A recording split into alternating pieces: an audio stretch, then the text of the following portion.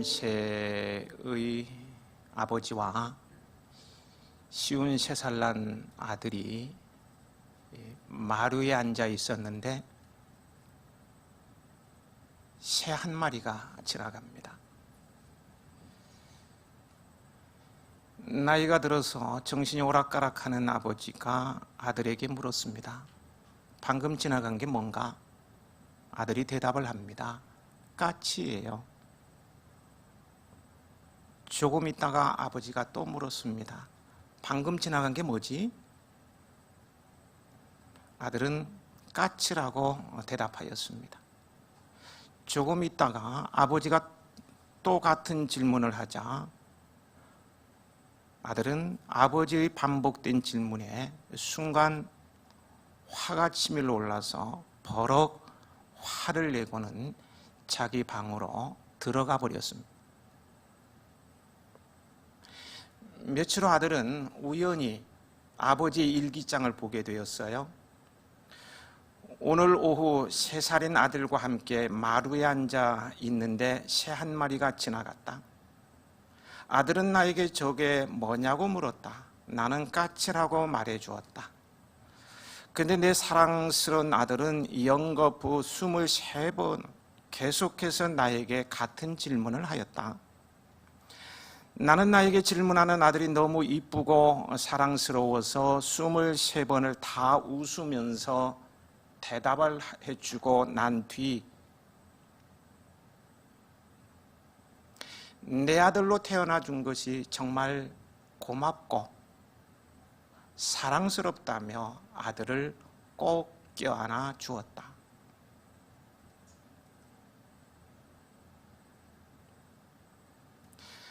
자녀를 향한 부모의 사랑은 위대합니다.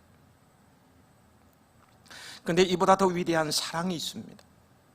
오늘 하나님께서는 이 세상에서 사람들의 사랑 중에서 가장 큰 사랑으로 여겨지는 어머니의 사랑을 예로 드시며 이스라엘 백성을 향해 가지고 있는 자신의 사랑에 대해서 말씀하고 계셔요. 본문은 이스라엘 백성들이 타락하여 도저히 심판하지 않으면 안 될 정도로 위험 수준까지, 마지막 위험 수준까지 도달하게 심판하게 되는 그 시간대의 이야기입니다.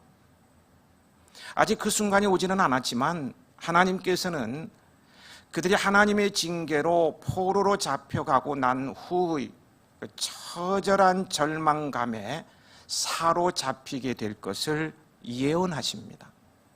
실제로 그 예언대로요, 그들은 포로 생활을 하면서 자신들이 지난날에 잘못했던 삶들을 후회도 하고 회개도 했겠지만 얼마나 절망스러웠던지 하나님께서 자신들을 철저히 버리시고 잊으셨다고까지 생각하기에 이르르게 됩니다. 하지만 하나님은요, 그들을 결코 잊지 않으실 뿐 아니라 그들이 다시 본국으로 돌아갈 것임을, 다시 회복될 것임을 분명히 하시면서 오늘의 본문을 통해 자신이 얼마나 그들을 사랑하시는지를 말씀해 주고 계시는 것입니다. 이러한 본문 속으로 들어가 보겠습니다. 14절을 함께 읽으실까요? 오직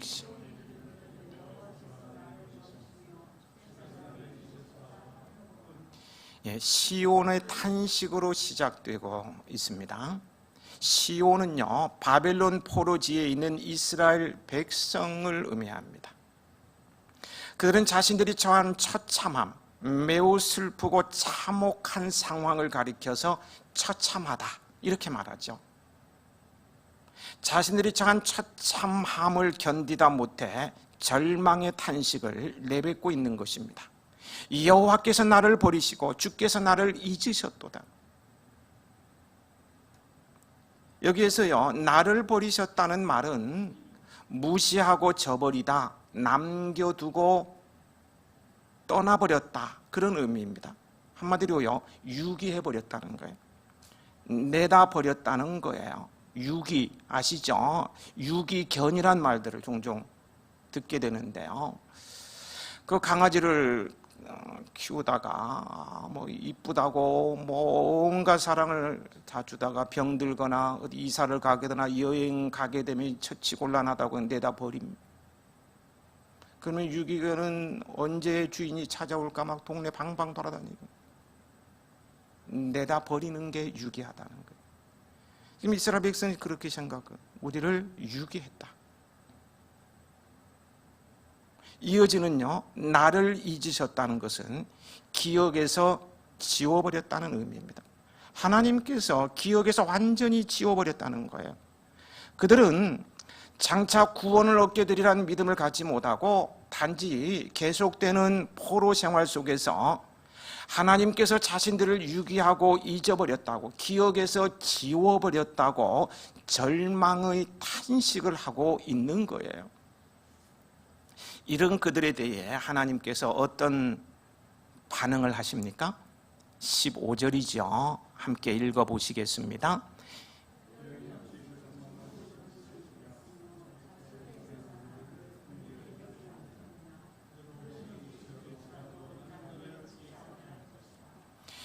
기약이 없어 보이기만 하는 계속되는 포로 생활로 말미암아 하나님께서 자신들을 유기하고 내다 버리고 말입니다.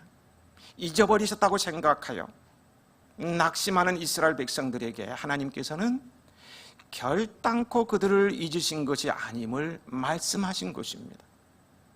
여기서 하나님께서는 이스라엘을 향한 자신의 사랑을 자식에 대한 어머니의 사랑에 비유해서 말씀하고 계셔요. 인간의 사랑 중에서 가장 큰 사랑은 뭐니 해도 자식에 대한 어머니의 사랑입니다.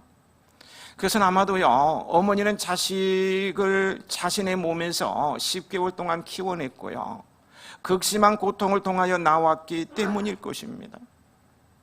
어머니는 자식을 낳을 때 생명을 잃는 것과 같은 고통을 느끼게 된다고 해요. 그러한 고통을 통하여 얻은 자식이니 그에 대한 사랑이 얼마나 지극하겠습니까? 어머니는요, 자기 자식을 위해서라면은 자신의 생명도 기꺼이 내놓을 수 있을 거예요. 죽을 똥말똥하면서 태어난 자식이기 때문에 그 자식을 위해서는 생명도 기꺼이 내놓을 수 있을 거라는 거예요. 하지만요, 이러한 어머니의 위대한 사랑도요, 자기 백성을 향한 하나님의 사랑에 비하면 아무것도 아닙니다. 하나님의 사랑이 태양이라면, 태양. 요즘은 태양 너무 뜨겁죠. 하나님의 사랑이 태양이라면 어머니의 사랑은 작은 거울에 반사된 한 줄기 빛에 지나지 않습니다. 그렇다고 해서요, 어머니의 사랑을 평가절하하는 것은 절대로 아닙니다. 그만큼 하나님의 사랑이 크고 강하고 위대하다는 거예요. 본서의 기자인 이사야는 자주 하나님께서 이스라엘을 모태에서 지으셨다고 묘사하고 있습니다. 우리가 살펴본 44장에도 보면요, 2절 또 24절에 하나님께서 이스라엘을 낳으셨다는 말이 있습니다. 이는 이스라엘을 향한 하나님의 사랑이 참으로 지극함을 표현한 것입니다. 이 말씀 우리 자신에게 적용하면은 이렇습니다. 어머니가 나를 낳으셨지만 나를 어머니께서 낳으신 게 분명하지만요, 실상은 하나님이 그렇게 하시도록 섭리하셨으며 예정하신 거예요. 다윗의 놀라운 고백이 이 사실을 증거해 줍니다. 시편 139편 13절인데요. 주께서 내 내장을 지으시며 나의 모태에서 나를 만드셨나이다. 나를 세상에 태어나게 하시려고 내 어머니를 예비하시고 그 어머니 뱃속에 잉태케 하심으로 내 장부를 지으시며 나를 만드신 분이 하나님이십니다. 그러니 하나님께서 나를 버리실 수 있겠어요? 버리실 수 없는 거예요.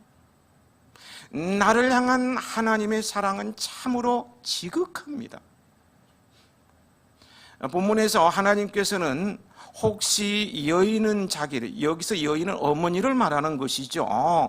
어머니는 자기 자식을 잊을지라도 나는 너를 잊지 않으라고 딱 잘라서 분명하게 애매모호하게 말씀하지 않아요. 딱 잘라서 말씀하십니다. 어머니가 자기 자식을 잊는다는 것은 거의 있을 수 없는 일입니다. 자식은 어머니를 잊어도요, 어머니는 자식을 잊지 아니합니다. 난지 한 8일 만에 아기가 죽었다 할지라도요, 잊지 못하더라고요. 아니, 태중에 있을 때가 아예 죽어서 이렇게 제거했음에도 불구하고 가끔 그 얘기를 하시는 분도 계시더라고요. 내가 잘못해서 그 애가 그냥 뱃속에서 죽어서 너무 가슴이 아프다고. 이게 부모 어머니예요. 잊지를 못하는 거, 잊지 못하는. 하지만요, 어머니 중에는 자기의 유익을 위해서나 피치 못할 사정 때문에, 피치 못할 사정이 있을 수 있잖아요. 자기 자식을 유기하거나 잊어버리는 이도 있습니다. 이런 이들로 인해서요, 세상에 버려지는 아이들이 꽤나 있는 것을 보게 됩니다. 홀트 아등 복지하면 한국 사람은 모르는 사람이 없죠. 6.25 고아들을 외국에 입양시키는 기구. 이처럼 어머니는 자기 자식을 유기하고 잊어버린다고 해도요, 우리 하나님은 자기 자녀를 잊지 않으십니다. 왜냐하면 인간의 사랑은요, 아무리 크고 깊어도 불완전하고 한계가 있어요. 그래서 자식을 버리고 싶지 않아도 한계 때문에 어쩔 수 없이 눈물을 머금고 버려야 하는, 고아원 앞에 살짝이 갖다 놓고, 옆집 부잣집 앞에 문가 안에 갖다 놓고, 나는 못하니까 그렇게 하는 경우도 있다는 거예요. 반면에요, 하나님의 사랑은 완전 한계가 없는 무한한 사랑. 그렇기 때문에 우리를 버리지 않으시는 거예요. 물론 하나님께서는 자기 자녀를 바른 길로 인도하기 위하여 그들이 그릇 행하면 징계하실 때가 있습니다. 또 그러한 징계가 지나치게 혹독하게 느껴지고요, 너무나 긴 것으로 여겨질 때도 있습니다. 그러면 하나님의 백성들은 하나님께서 자신들을 버리셨거나 잊으셨다고 이렇게 생각하기 쉽습니다. 이렇게 긴 세월 고통당하는 거 보니까 하나님께서 나를 버리신 것 같아, 유기해 버리신 것 같다, 이렇게 생각하기 쉽다는 거예요. 하지만 하나님은 그들을 유기하거나 잊으신 것이 결코 아니에요. 하나님은 이스라엘이 바벨론에 포로되어 갈 때에 그들과 함께 바벨론으로 가셔서요, 그들과 함께 그곳에 계셨습니다. 그들이 힘들어할 때, 그들이 노예 생활에 그 비참함에 처할 때 그들이 말없이 울고 그 자리에 함께 하셨다는 거예요. 다만 그들이 연단되기까지요, 침묵하셨기에 마치 그들을 유기하거나 잊은 것처럼 여겨진 것입니다. 하지만 하나님은 그들에 대한 연단의 기한이 찼을 때요, 그들을 바벨론에서 이끌어내심으로 그들을 유기하신 것이 아님을 역사적으로 분명하게 보여주셨습니다. 여러분, 오늘 우리도 이스라엘과 동일하게 하나님의 백성이요, 하나님께서 낳으신 그분의 자녀들입니다. 특별히 우리는요, 성자 하나님의 피와 성령의 사역으로 거듭난 하나님의 자녀들입니다. 따라서 하나님께서 우리를 유기하거나 잊으신 일은 결단코 없어요. 여러분은 이 사실을 믿고 아무리 어려운 일, 힘든 일을 만나도 하나님의 사랑을 의심하지 마십시오. 설령 하나님께서 버리신 것처럼 보이는 상황에 놓인다고 해도요, 여러분을 향한 하나님의 사랑을 의심하지 말고 더욱더 하나님을 붙드세요. 그 아들 그리스도를 십자가에서 죽이시기까지 우리에게 생명을 주신 하나님은 우리를 소중히 여기시며 어떤 위험과 어려움이 닥쳐도 포기하지 않으시고요, 그 따스한 품 안에 우리를 안아주시고 품어주시고 어부바해 주시며 구해 주실 것입니다. 16절은 하나님께서 이스라엘을 절대 잊지 않으신다는, 잊을래야 잊을 수 없다는 사실을 분명히 하기 위해 주시는 말씀입니다. 같이 읽어보실까요? 내가 너를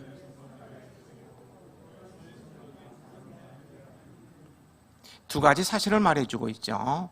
먼저는 내가 너를 내 손바닥에 새겼고, 손바닥에 새겼다는 것이죠. 여기서 새겼다는 것은 문신을 하였다는 말이에요. 고대 사회에서는 노예들에게 주인의 소유임을 표시하기 위해서요, 팔다리에 화인, 불로 도장을 찍거나 문신을 새겼습니다. 따라서 이렇게 화인이 찍히거나 문신이 새겨진 노예는 단번에 그가 누구의 소유인지 알 수 있어요.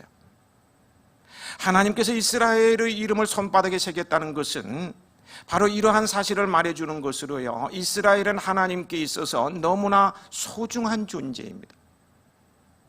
특별히 손바닥은 신체 중 가장 잘 보이는 부분으로 이스라엘의 이름이 하나님의 손바닥에 새겼다는 것은 이스라엘이 하나님께 결코 잊혀질 수 없는 존재라는 사실을 강조하여 나타내 주는 거예요. 결코 잊어버릴 수 없다는 사실을 강조하기 위해서 손바닥에 새겼다. 날마다 본다는 거예요.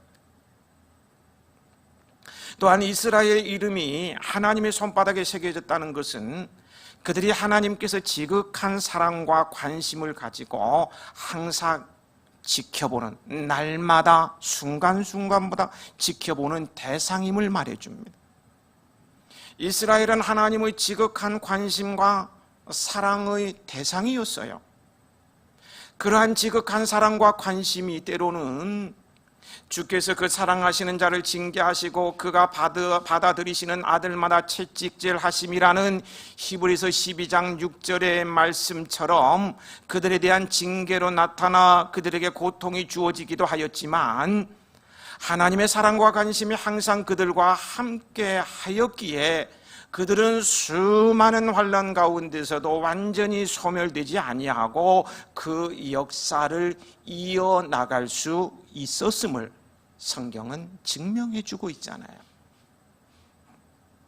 오늘 우리 성도들 역시요, 하나님의 그러한 사랑과 관심의 대상임을 성경은 분명히 말해줘요.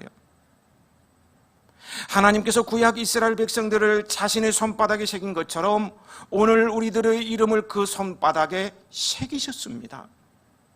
그러므로 하나님은 우리를 잊으실래야, 잊어버리고 싶어도 잊어보고 싶은 마음은 없죠. 잊으실래야 잊을 수가 없어요. 아무리 잊으실래야 잊을 수가 없어요. 보이는데, 날마다 보이는데, 순간순간 보이는데 잊으실 수가 없다는 거예요. 결국 이것이 무엇을 의미하는 것입니까? 우리의 구원은 영원히 변하지 않을 확고한 것이라는 사실을 말해주고 있는 거예요. 그렇습니다. 우리에게 한 번 주어진 구원은요, 결코 변하지 않습니다. 하나님은 우리의 이름을 그 손바닥에 새기신 이상 우리의 구원은 영원토록 불변합니다. 불변하시지요. 변하지 않는다는 거예요. 그래서 사도 바울은 로마서 8장 38절 39절에 내가 확신하노니 사망이나 생명이나 천사들이나 권세자들이나 현재일이나 장래일이나 능력이나 높음이나 기쁨이나 다른 어떤 피조물이라도 우리를 우리 주 그리스도 예수 안에 있는 하나님의 사랑에서 끊을 수 없으리라고 감격하여 외치면서 고백하였습니다. 여러분, 이러한 확신을 가지고 신앙생활을 하시기 바랍니다. 이러한 믿음으로 아무리 절망적인 상황을 만나도 이 연약함으로 인하여 수없이 넘어지고 실패한다고 해도 낙심하지 말고요, 하나님의 확실한 구원을 신뢰하며 항상 구원의 소망 가운데 거하시길 축복합니다. 하나님께서 일하시기 시작하시면 전광석과 같이 일으켜 세우실 것입니다. 순간적으로 모든 일을 이루어 주신다는 거예요. 그분의 전능하심으로만. 그리고요, 너희 성벽이 항상 내 앞에 있나니 내가 너를 잊을래야 잊을 수 없다고 하셨습니다. 성벽은 안전과 보호를 상징합니다. 집의 벽은 도둑이나 강도에 의해서 침투되고 무너질 수도 있습니다. 성벽은 적의 침략과 공격에 의해서 파괴될 수도 있어요. 서울성은 3일 만에 6.25 때 무너졌죠. 그렇게 파괴되고 무너질 수 있다는 거예요. 그러나 하나님이 지키시는 성벽은 무너지지 않아요. 아니, 무너질 수 없어요. 그분이 지키시기 때문에 무너질 수가 없어요. 우리 가운데요, 눈앞에 있는 벽이나 쌓아놓은 짐이 무너질 때 가만히 있을 사람이 없을 거예요. 그죠? 저를 보세요. 만약에 이 벽이, 저를 보세요. 이 벽이 무너지거나 여러분 앞에 어떤 짐을 막 쌓아놓은 이거 무너지면 가만히 있겠어. 예, 짐이 무너지지 않도록 본능적으로 붙잡게 될 것입니다. 벽도 손을 대려고 할 거예요. 그러나 내 능력으로 안 됐을 때는 어찌할 수 없이 바라보기만 하면서 안타까워하죠. 모른 척 할 수가 없다. 본능적으로 무너지면 세우려고 합니다. 그거 마찬가지로요, 하나님이 지켜보시는 우리라는 성벽, 나라는 성벽, 무너질 때요, 하나님께서 강 넘어 불 구경하듯이 가만히 보고만 있지 않으십니다. 가만히 멍 때리고 있지 않아요. 그분은 본능적으로 붙들어 주십니다. 그런데요, 뿐만 아니라요, 우리 하나님은 전능하신 분이시기 때문에 지구가 무너진다 할지라도 곧바로 세워주실 수 있는 전능자, 전능하신 분이심을 믿으시기 바랍니다. 우리는 무너지는 거, 저거 세워야 되는데 하면서도 능력이 모자라기 때문에 안타깝게 지켜볼 수밖에 없지만 하나님은 안 그렇다는 거예요. 지구가 무너져도 곧바로 세워질 수 있는 능력의 주님이십니다. 더 나아가서요, 이미 무너져 내렸다고 해도 절망하지 마십시오. 이스라엘이 바벨론으로 포로로 끌려갈 때에 이미 예루살렘의 성벽은 다 무너지고 없었습니다.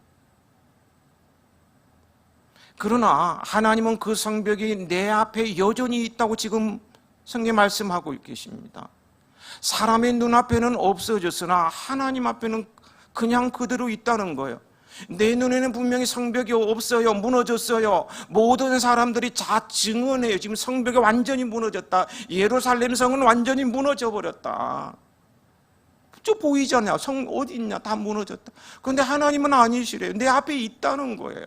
그대로 있다는 거예요. 무슨 뜻인 것 같습니까? 곧 바로 무너진 것을 회복시키겠다는 거예요.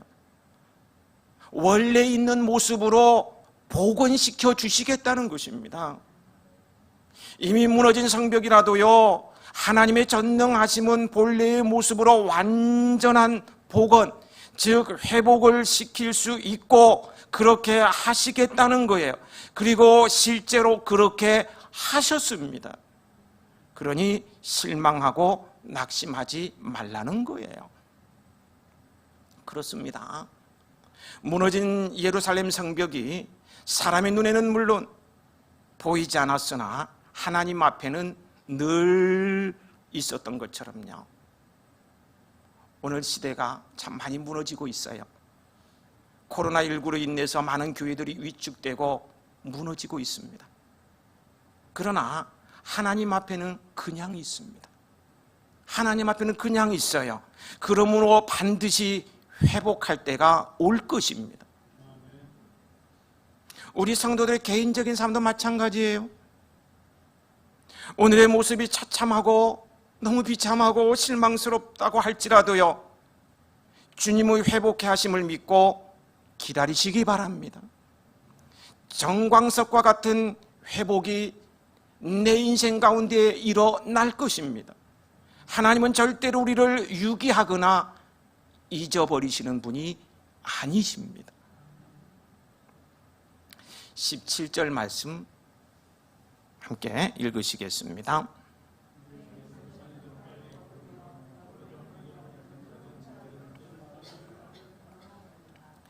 이해를 돕기 위해서요, 우리말 성경은 우리말도 성경 있고 현대인의 성경이 있고 쉬운 말 성경 있고 쉬운 성경이 있고 공동 번역 있고, 저도 가만히 보니까 성경이 7, 8권이 한 8권인가 있는 것 같아요. 막 성경 여러 번역본들이 있는데요, 우리말 성경으로 읽어드리면 내 자녀들이 발길을 재촉하고 있다, 그리고 너를 무너뜨리고 꼼짝 못하게 했던 사람들은 너를 떠날 것이다.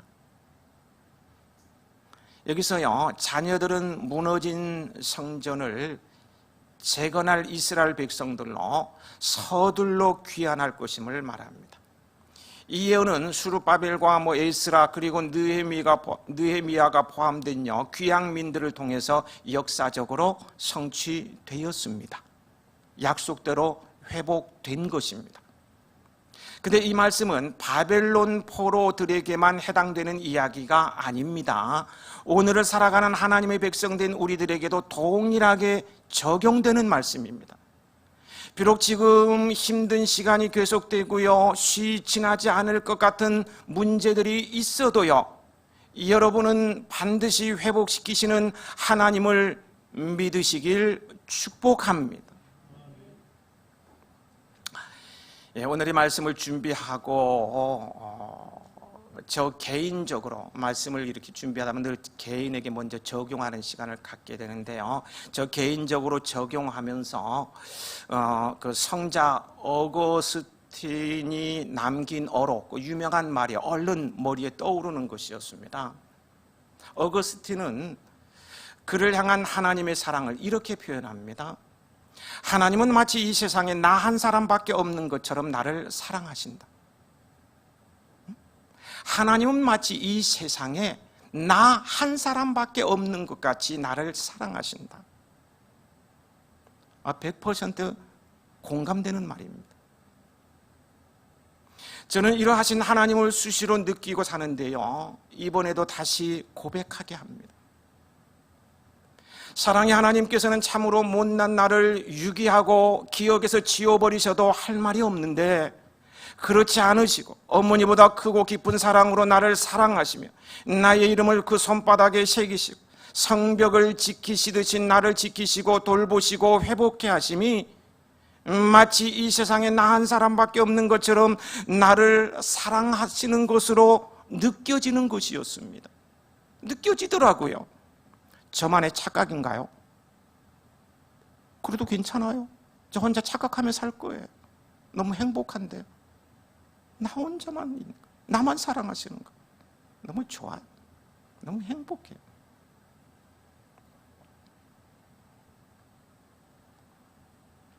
생각해 보십시오. 하나님은 70억 인구, 지금 75억이라고도 하대요. 하여튼 70억 인구와 온 세상 우주 만물을 일일이 관여하시려면 얼마나 바쁘시고 힘드시겠습니까? 그런데 그런 하나님께서요, 아무도 관심을 가져주지 않는, 어느 누구도 쳐다보지도 않고 관심을 가져주지도 않는 나 같은 사람을 마치 이 세상에 나 한 사람밖에 없는 것처럼 사랑을 하신다니, 도무지 실감이 나지 않을 정도로 아찔한 사랑 아닙니까? 아찔한 사랑, 현기증이 나서 막 어지러워서 막 까무라칠 정도로, 이게 아찔한 거예요. 저는 이 아찔한 사랑을 받으면서 여기까지 온 사람입니다.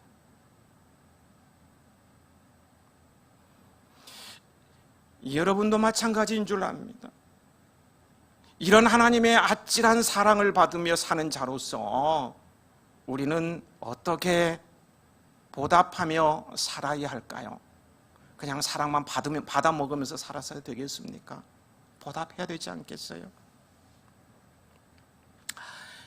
여러분도 휴대폰, 요즘 다 휴대폰 안 가지신 분 안 계시죠? 스마트폰. 네. 휴대폰의 단축 번호를 사용하고 있는 줄 압니다. 단축 번호 사용하시는가요? 좀 반응 좀 보이면 덧납니까? 네. 대부분 사용하시는 줄 압니다. 저도요, 휴대폰에 1번 사랑하고 존경하는 아내, 2번 자랑스러운 큰딸, 3번 든든한 아들, 4번 세상에서 가장 귀여운 딸, 이렇게 올려놓고 1번, 2번, 3번, 4번을 누릅니다. 근데 어느 날 그 어디였는지 잘 기억이 안 나는데 가족들에게 긴급히 뭐 동사무소에서 갔었는지 어딘지 가서 물어볼 일이 있어 전화를 해야 되는데 저 폰을 사용할 수 없게 된 거예요. 그런데 아내 번호 1번이야.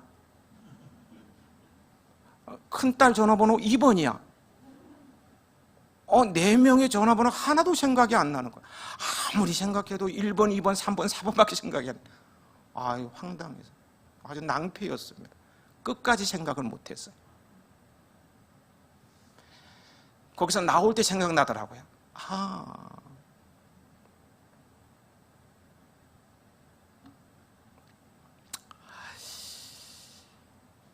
이 단축 번호는요, 가장 사랑하는 사람, 가장 가까운 사람이 1번이 됩니다.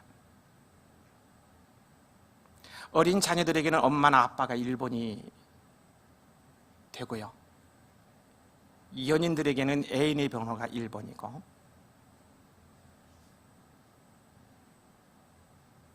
부부에게는 남편, 아내가 1번일 것입니다.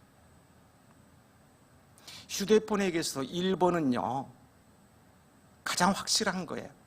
1번보다 더 확실하고 진한 것, 친밀감, 사랑, 이런 것을 표현하는 것은 없어요. 1번이 가장 친밀하고, 가장 사랑하고, 가장 존경하고, 가장 가까이 있는 사람이 1번이에요. 맞죠? 1번은 그렇게 돼요. 근데 하나님은 나를 손바닥에 새기시고요, 나를 휴대폰의 1번으로 삼으셨습니다. 나를 손바닥에 새겨주시고 휴대폰의 1번으로 삼아주셨다. 아찔하지 않습니까? 너무 좋지 않아요?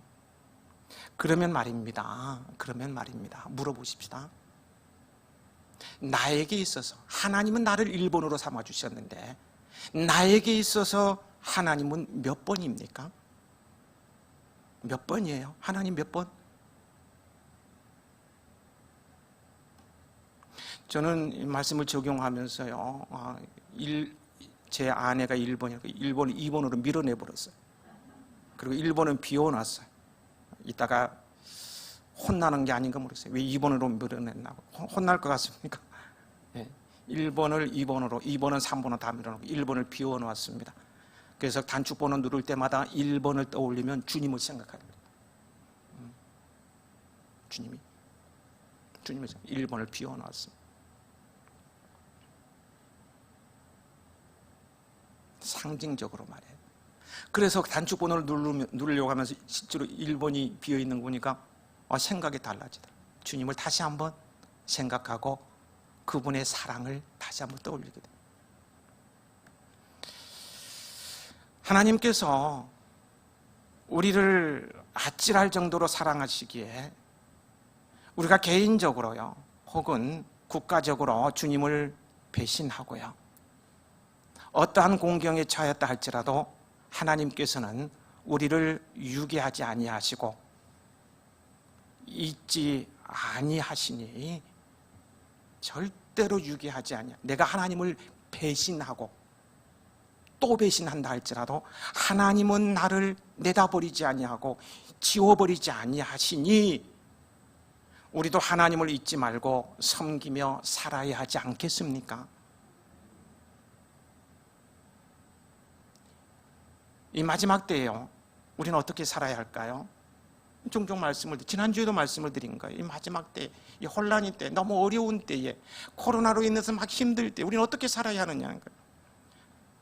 감사하며 사십시다. 그럼에도 불구하고 감사하면서 살자고요.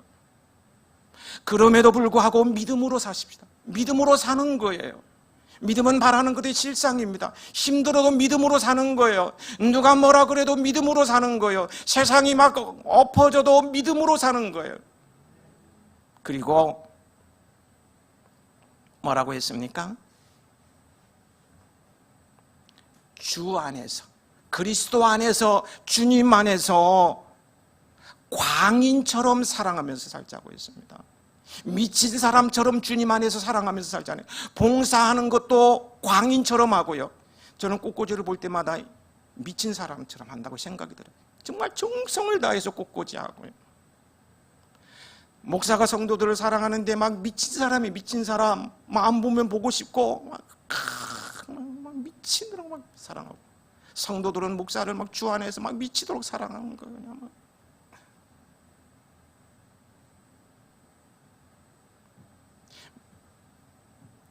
감사하며 살고 믿음으로 살고 주 안에서 광인처럼 사랑하며 살아가자는 거예요.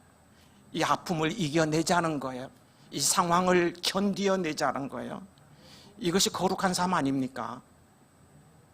거룩이 곧 생명, 힘, 행복임을 체험하게 될 것입니다.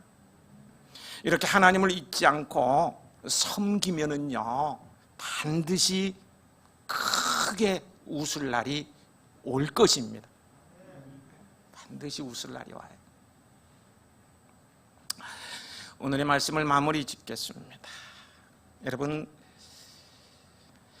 밤이 깊을 때 우리의 힘으로, 이 밤이 점점 깊어갈 때 우리의 힘으로 그것을 몰아낼 수 없습니다. 핵무기로도 못해요. 현대 과학 못해요. 앞으로도 영원히 밤을 몰아낼 수 없어요. 올 수 없습니다. 그죠? 밤이 깊을 때 우리의 힘으로 그 어둠을 몰아낼 수 없죠. 우리 힘으로 되지 않는 일, 이루어질 수 없는 일들이 인생을 살다 보면 수도 없이 만나게 됩니다. 어떻게 감당할 일이 없어요. 감당할 길이 없어요. 이런 일들이 수도 없이 만나게 된다는 거예요. 그 모든 절망적인 일, 낙담하게 하는 일, 불안과 고통 속에 몰아내는 이 어두운 일들은 물론 우리의 연약함으로 말미암아 비롯된 것이기도 하지만요, 근본적으로는요, 우리를 파멸의 구덩이로 몰아넣으려는 어둠의 세력, 사탄의 괴계인 것입니다. 마귀가 그 짓 하고 있는 거예요. 마귀는요, 우리를 절망의 끝으로 몰아넣고는 하나님께서 나를 유기하고 잊으신 것처럼 느끼게 합니다. 마귀는 나로 하여금요, 그런 생각의 늪에서 헤어나오지 못하도록 계속해서 부추깁니다. 이러저리 막 들쑤시는 거예요. 너가 아픈 거 봐봐, 너가 안 되는 거 봐봐, 너는 하나님께서 유기해서 내다 버렸어, 하나님의 기억 속에서 너는 지워져 버렸어, 너는 아무것도 아니야. 계속 막 들쑤시는 거예요. 막 부추기는 거예요. 그래 진짜 절망하고 뭐 자살하게 만들어버리고 지옥에 데려가기 위해서 별짓을 다 한다. 거기에 넘어가는 이들도 있다는 거예요. 그러나 여러분, 하나님께서는요, 우리들이 이러한 사탄의 권세의 희생물이 되도록 절대로 유기하고 떠나지 않으셔요. 사탄이 잡아먹도록 유기하지 않는다는 거예요. 내다버리지 않는다는 거예요.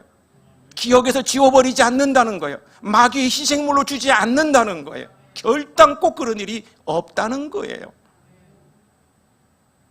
결코 우리를 잊지 않으세요. 어머니보다 크고 깊은 사랑으로 우리를 사랑하시며 우리의 이름을 그 손바닥에 새기고 성벽에 무너지지 않게 하시며 우리의 삶을 지켜보시며 돌보시고 계셔요. 고난 중에 있는 자녀를 어머니가 외면하지 않고 처절하리만큼 자식을 위해서는 심장을 떼어줄 것 같은 그런 마음으로 뜨거운 사랑으로 그 자녀를 보호하고 구원해 내듯이요, 하나님은 우리를 그렇게 뜨겁게 사랑하셨습니다. 무엇으로 그렇게 사랑하셨습니까? 바로 자기 아들 예수 그리스도를, 아니죠, 하나님 자신이라고 할 수 있죠, 십자가에 내어주시며 그 부끄러운 수욕과 그 처절한 고통을 다 지게 하심으로 그렇게 하셨어요. 이 큰 사랑, 이 놀라운 이 큰 구원, 이 큰 승리의 증거가 있는데 우리가 어찌 절망하겠습니까? 우리가 어찌 낙담하겠어요? 어찌 절망해요? 어찌 낙담해요? 그럴 수 없는 거예요. 우리는 그 사랑 안에서 그 우리를 손바닥에 새기고 지켜보시고 껴안아 주시는 그 사랑 안에서 무엇이든지 이룰 수 있습니다. 그분의 능력 아시죠? 주님의 능력 아십니까? 그분의 지혜 아세요? 하나님의 지혜를 아시느냐고요. 그분의 예지력, 앞길을 내다보는 관찰력, 그분의 예지력을 여러분 아시는가요?